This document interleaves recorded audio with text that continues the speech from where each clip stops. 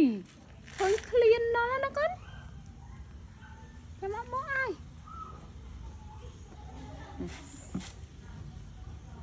này này này mặc bọn nó này